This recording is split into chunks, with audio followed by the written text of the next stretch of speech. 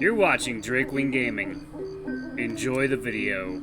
Hey guys and gals, Never here from Drakewing Gaming, and some of you on Twitter, the Gaming Drag. Today I'm coming back at you with another Let's Play episode of Promises to Keep, Artemis's Path. So y'all, let's go ahead and jump right back in, shall we? Alarm chaining, we're up, and let's go. Let's see if Artemis can keep his cool during this whole exchange, because he is not doing a good job so far. Alright. Diana ignores Rofi completely, continues shouting, her arm still twitching violently. Your house is a fucking pigsty. The only way we could ruin it any further is with a wrecking ball.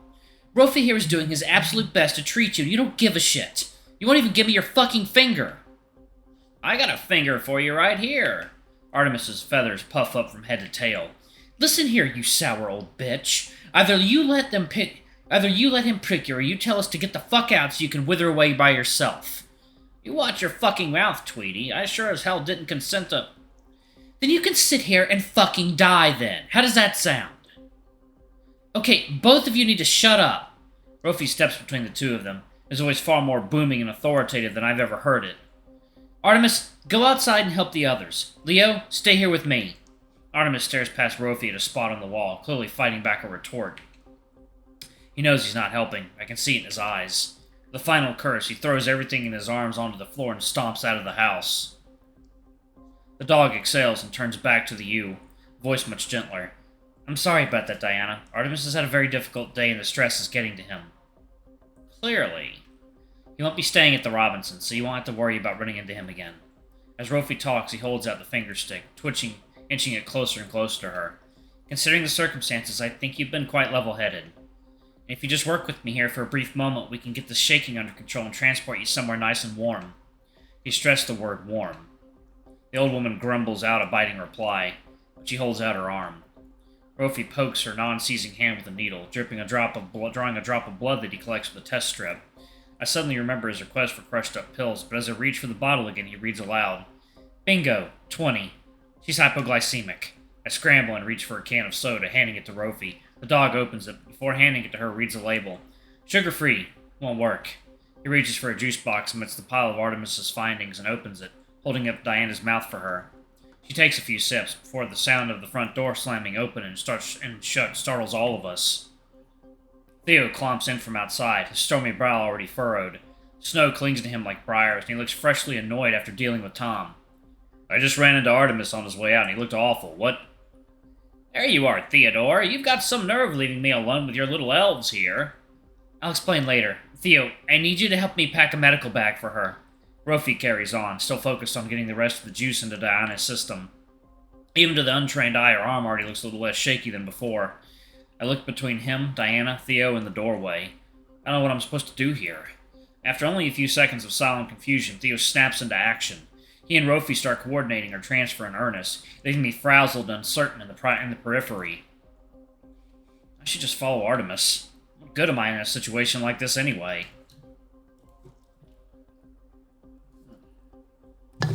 Alright, one bottle complete. Right. I mumble something about checking on the others and hurry from the room, largely unnoticed.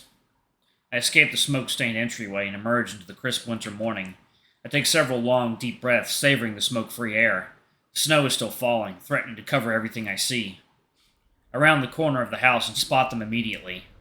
Artemis shovels with his back to the others, attacking the snow with a singular violence, carving a raw, jagged line across the street.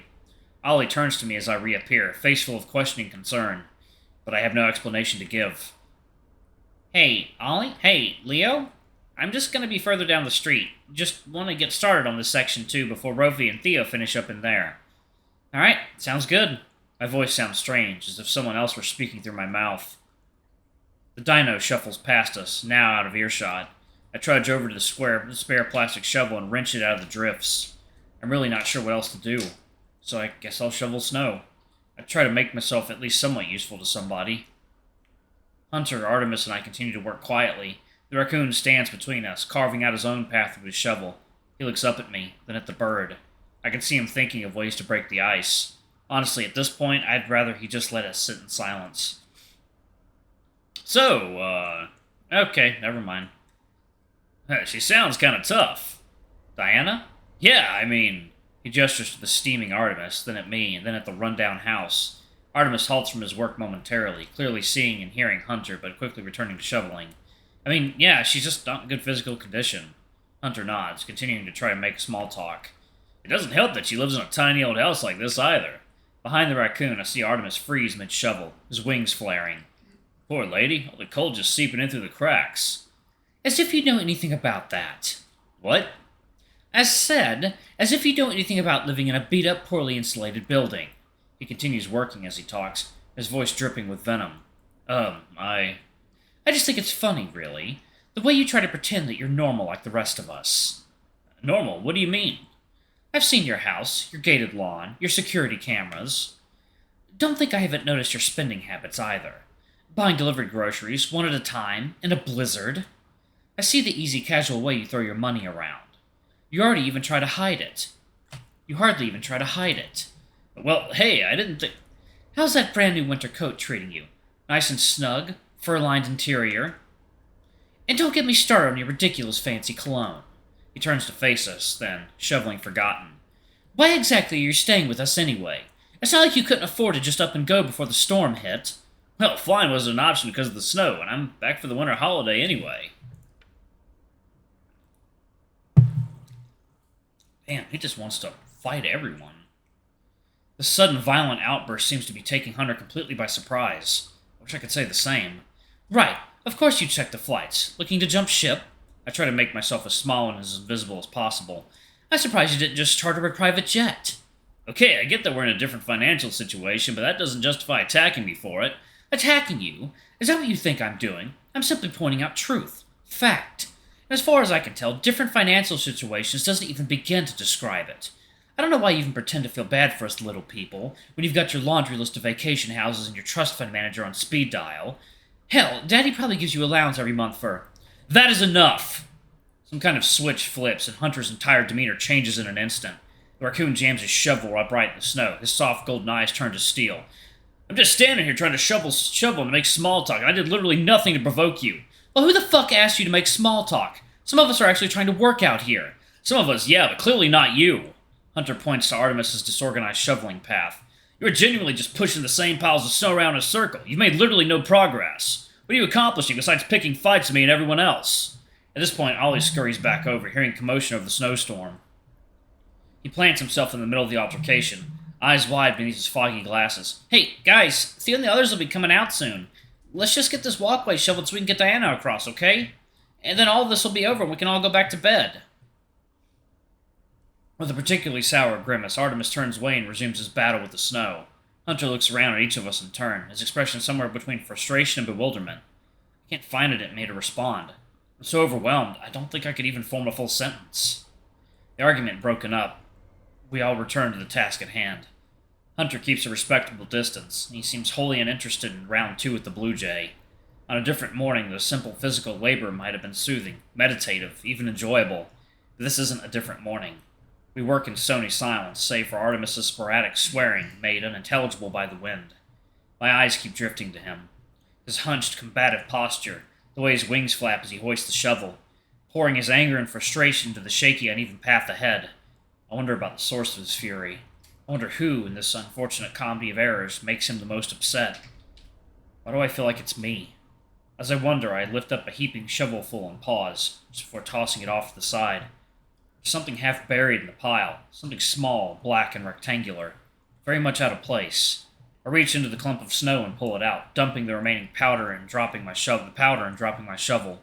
As I brush it free of snow, it flops open. It's a wallet. A humble leather bifold wallet, with just the barest hint of a driver's license visible in the left pocket. Exhausted without really thinking, I pull it free.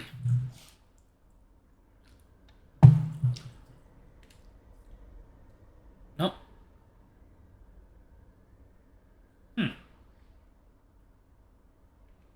This is definitely Artemis's wallet. I recognize the photo immediately. But not the name printed next to it. Huh. I wonder... Oh, for shit's sake! I look up. The Blue Jay is patting down his various pockets, scanning the snow around it for any trace of... Where's my fucking wallet? Anyone see... His burning gaze lands on me. Suddenly I get a distinct feeling that I've made yet another terrible mistake. As I watch, Artemis's face morphs from irritated to embarrassed to panicked. Hey! And finally to violently, overwhelmingly outraged. I didn't think he could get any angrier than what I'd already seen. I was wrong. He throws his shovel to the side and storms up to me, beak-splitting in a vicious snarl. Fucking give me that! With a flash of talons, he rips the wallet from my shaky paws.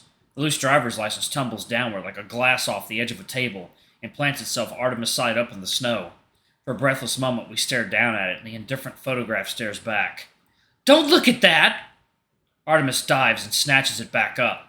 And don't fucking touch my shit! He advances on me, sticking his snapping beak right in my face. You fucking hear me? I didn't... I can't form any words. I feel the tears coming hard and fast. That's mine, and my shit is none of your business. I open and close my mouth uselessly, like a gasping fish out of water. My overheated brain barely registers the quick clump of snow bits, and I feel a strong paw grab me by the shoulder. Hunter pulls me aside and steps between us, his broad shoulders nearly blocking Artemis from view. Will you just stop? What's the problem this time? Fuck you! This is none of your fucking business either! A moment later, Ollie arrives in a desperate panic. He pulls up beside me and reaches out a gloved claw. Artemis, it's okay, you don't have to do this. I know we were stressed and upset right now, but if we can all just calm down... Artemis swats Ollie's claw with a ringing smack. Don't you fucking tell me to calm down! Don't fucking any of you ever tell me to calm down! All at once, in rapid succession, Hunter lunges forward to pull Ollie back. Artemis recoils, and Ollie stumbles into Hunter's arms. I stand and watch and do nothing like the useless kitten I am. I watch as a horrified realization blooms in Artemis's frantic eyes. He slumps backward, all the fight draining out of him. I watch as Hunter backs up even further while holding Ollie, turning repeatedly between the two of them, his face shifting into an inscrutable mask. I'm sorry. I'm so sorry, Ollie, I didn't... God damn it! He yells into the air, backing away even further. I should go. I need to go. I'm no fucking helper. No fucking help at all. Just, this is it. This is what always happens. This is all I can do. All I ever do is hurt people. He turns back towards Theo's house and slinks away. Come on, Leo, you have to say something. Do something. It's now or never. Alright, I'm going to go ahead and pause it right there, y'all. Thank y'all so much for watching. Don't forget to like, comment, subscribe, ring that notification bell, and check out our Patreon or YouTube memberships if you can. It always helps. Anyway, I love you all, and I'll see y'all in the next video. Bye-bye!